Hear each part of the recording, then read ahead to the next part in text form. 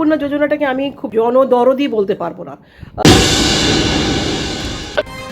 অন্নপূর্ণা যোজনা নিয়ে যে আপনি জিজ্ঞেস করছেন, অন্নপূর্ণা যোজনাটাকে আমি খুব একটা মানে যে স্তরে যাচ্ছে বা যেভাবে সরকার সবার সামনে এটাকে প্রকাশ করেছে এখন বর্তমানে, আমি এটাকে খুব একটা জনদরদি বলতে পারবো না।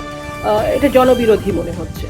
তার কারণ হচ্ছে সাধারণ মেয়েরাই তাই বলছে, সাধারণ মা বোনেরা, মেয়েদের সঙ্গে যদি আপনি কথা বলেন, সাধারণ মহিলাদের সাথে, গ্রামে গঞ্জে হোক, শহরাঞ্চলে হোক, শহরে হোক, মফস্বলে হোক, যেখানেই হোক, যারাই এটার উপভোক্তা হিসেবে নিজেদেরকে মনে করেন বা অ্যাপ্লাই করবেন বলে ভেবেছিলেন, তারা কেউ কিন্তু এটাতে খুব একটা শান্তি বা খুব একটা স্বস্তি পাচ্ছেন না এই অন্নপূর্ণা যোজনা। তার কারণ হচ্ছে প্রথমে যখন বর্তমান মুখ্যমন্ত্রী উনি যখন ভোট প্রচার করছিলেন বা ওনার দলের নেতারা যখন করছিলেন, তখন কিন্তু কেউ বলেনি যে এই অন্নপূর্ণা যোজনা ফর্মটা 13 পাতার হবে। মাইন্ড ইউ, এটা কিন্তু 11-12 পাতা নয়, 13 পাতা। আমি ফর্মটা ডাউনলোড করেছি এবং আমার কাছে রয়েছে, আমি দেখেছি, না দেখে তো বলা উচিত নয়, সেই জন্য আমি প্রথমে পুরোটা পড়ে আমি দেখেছি এবং পড়ে দেখে আমি যেটা বুঝলাম যে এটা কোনো সাধারণ পথ চলতি যারা যে সমস্ত গ্রামের বা প্রান্তিক এলাকায় যে সমস্ত মায়েরা, মেয়েরা, মহিলারা যারা উপভোক্তা এর হতে পারে, তাদের পক্ষে এরকম একটা 13 পাতা 13 পেজের ডিটেইল একটা ফর্ম ফিল আপ করা সম্ভব নয়। আমি তো বলবো অনেক শিক্ষিত মেয়েদের পক্ষেও এটা পুরোপুরি কারেক্টলি একদম কোনো রকম ভুলভ্রান্তি না করেও এটা ফিল আপ করা সম্ভব নয় কারোর সাহায্য না নিয়ে। এবং সেই ক্ষেত্রে আপনারা বলছেন, আপনারা বিভিন্ন প্রশাসনিক দপ্তরের সেখান থেকে আপনারা লোকেদের বলছেন, বিডিও অফিস থেকে, ব্লক লেভেল থেকে তাদেরকে বলছেন যে গিয়ে মেয়েদের সাহায্য করতে। দেখুন, এখানে অনেক রকমের প্রতিকূলতা রয়েছে। একটা জিনিস যেটা আমি মনে করছি সেটা হচ্ছে যে, এবং সেটা শুধু আমি নয়, সেটা আমি যে আলোচনা করেছি সবার সাথে, তারাও কিন্তু একইভাবে মনে করছে এবং মেয়েরা এটা ভাবছে। এটা আমাদের একটা প্রশ্ন সরকারের কাছে, মাননীয় মুখ্যমন্ত্রীর কাছে, এবং যে সমস্ত মন্ত্রীরা এই ব্যাপারটা নিয়ে কথা বলেছেন এতদিন ধরে, তাদের কাছে আমাদের একটা প্রশ্ন।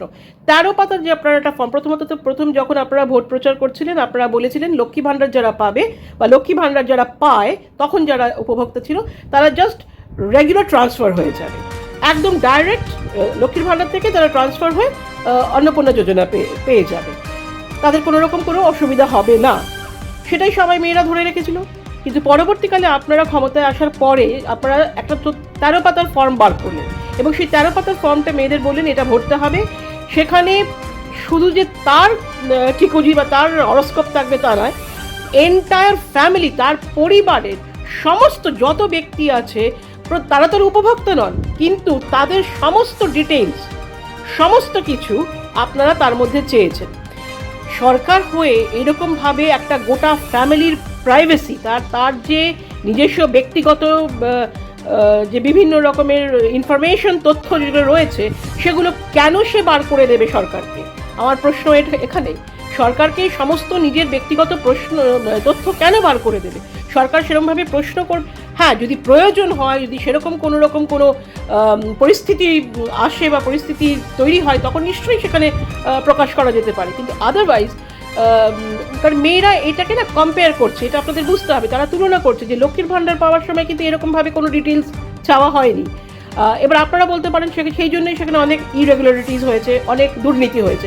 ঠিক আছে, সেই দুর্নীতি যাতে না হয় আপনাদের ক্ষেত্রে, সেই ব্যবস্থা আপনারা নিন, কিন্তু তাই বলে 13 পাতার একটা ফর্ম ফিল আপ করতে দিয়েছেন একটি প্রান্তিক মেয়ের পক্ষে। 13 পাতার ওখানে যা যা চাওয়া হয়েছে, ব্যাংক ডিটেলস থেকে, জমির দলিল থেকে, টিকাকরণ থেকে, বাড়ির অন্যান্য যে সমস্ত কী কী জিনিসপত্র আছে, আসবাবপত্র আছে, কটা ঘর, কীরকম ধরনের ঘর, কীরকম ধরনের বাড়ি, সে কোথাও আয় করে কিনা, যদি আয় করে তাহলে পরিবারের অন্যান্য কেউ আয় করে কিনা, উপার্জন করে কিনা, তাহলে কী ধরনের উপার্জন করে, কত টাকা পাচ্ছে, এগুলো ব্যক্তিগত ইনফরমেশন, এগুলো ব্যক্তিগত তথ্য, এগুলো চাওয়াটা ঠিক নয়।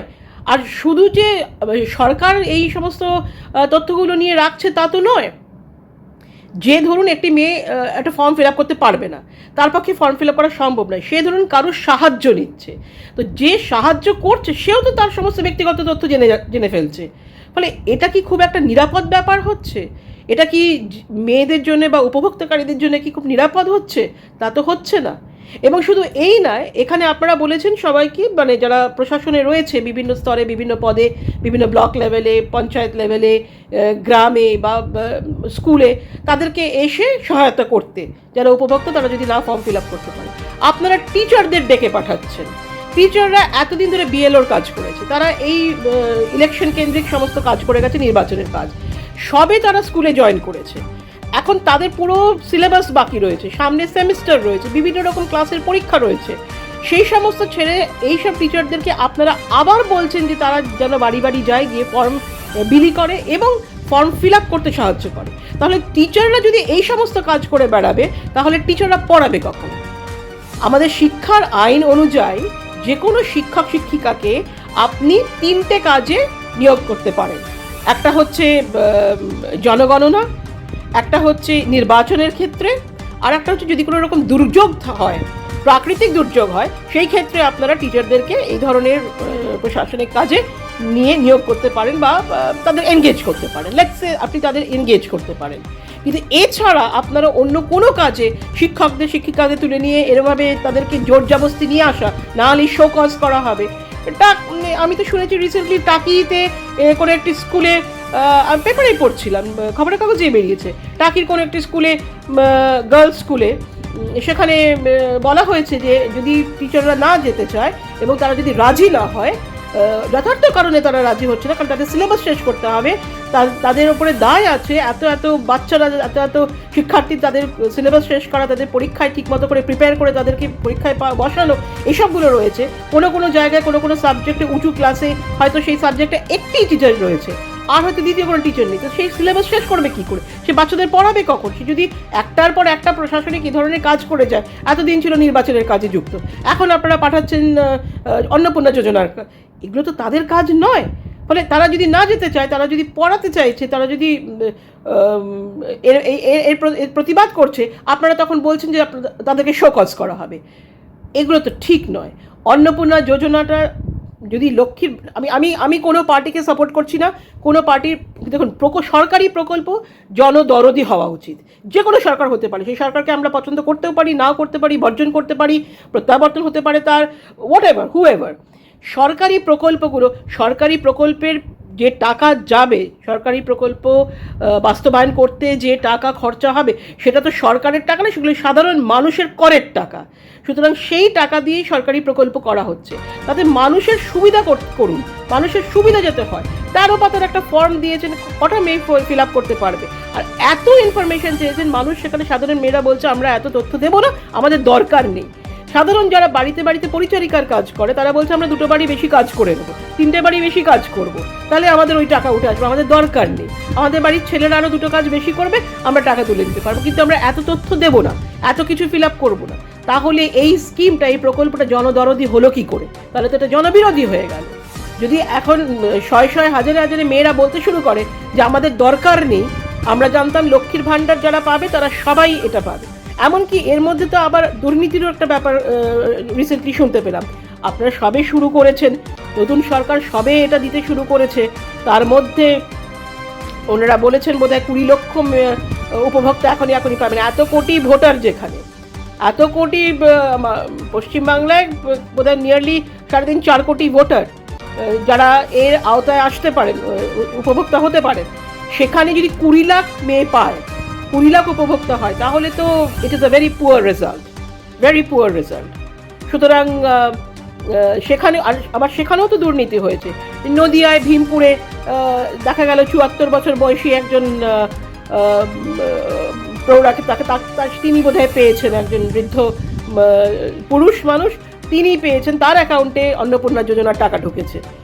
তাহলে এই তো সবই শুরু করলেন। এখনই যদি দুর্নীতি শুরু হয়ে যায়, এখনই যদি এই ধরনের অরাজকতা হতে শুরু করে, তাহলে পরে তো 5টা বছর পরেই রয়েছে এখনো। সুতরাং এগুলো দেখতে হবে, এগুলো সরকারকে দেখতে হবে যাতে ভুলভাল না হয়। সবে নতুন তৈরি হচ্ছে, এটা যাতে খুব সহজলভ্য, মানুষের ক্ষেত্রে, মেয়েদের ক্ষেত্রে যেন খুব সহজভাবে তারা গ্রহণ করতে পারে, সেটা আপনাদের দেখতে হবে। এত কমপ্লেক্স, এত জটিলতা যদি রাখেন এর মধ্যে, তাহলে কেউ এটাতে অ্যাপ্লাই করবে না। মেয়েরা এটা তাদের একটা কি বলবো, রোজকার একটা মাসিক সাথী। আমার বন্ধু হিসাবে যেরকম তারা আগে লক্ষ্মীর ভাণ্ডারকে মনে করতো যে তাদের একটা সাথী, তাদের বন্ধু, তাদের উপকারে দরকার অদরকারে সেই টাকাটা তারা ব্যবহার করতে পারে, অন্নপূর্ণা যোজনার টাকাটাও ঠিক সেভাবেই তাদের কাছে যাওয়া উচিত, যেন তাদের একটি বন্ধু, যেন আপদে বিপদে দরকারে অদরকারে তারা যেন সেটাকে ব্যবহার করতে পারে। এবং সেটা পাওয়ার জন্য যদি এত প্রতিকূলতা পেরোতে হয় তাহলে তো এটা তাদের কাছে জনদরদি হলো, জনবিরোধী হয়ে যাবে। সুতরাং এটা বর্তমান সরকারকে দেখতে হবে যে অন্নপূর্ণা যোজনা যেভাবে তারা বলে এসেছিল, প্রচার করে এসেছিল ভোটের সময়, ঠিক ততটাই সহজভাবে যেন মানুষের কাছে, মেয়েদের কাছে সহজলভ্য হয় এবং তারা যেন খুব খুব স্বাভাবিক সহজভাবে ইজিলি যেন অ্যাপ্লাই করতে পারে এবং তার যে ফল সেটা যেন তারা নিজেদের কাছে নিয়ে আসতে পারে।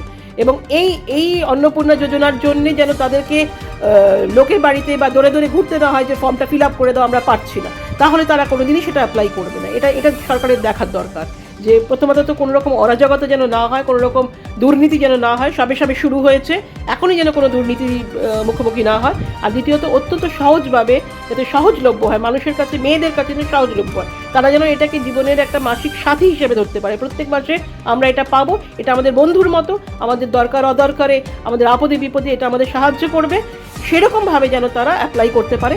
তার সেই ব্যাপারটা আমার মনে হয় সরকারের দৃষ্টিগোচর করা উচিত এবং সেভাবেই আগামী দিনে ফর্মটাকে নতুন করে তৈরি করা উচিত, যাতে মেয়েদের সুবিধা হয়, সহজ হয়, তাদের স্বার্থ সিদ্ধি হয়, এইটা যেন সরকার দেখে।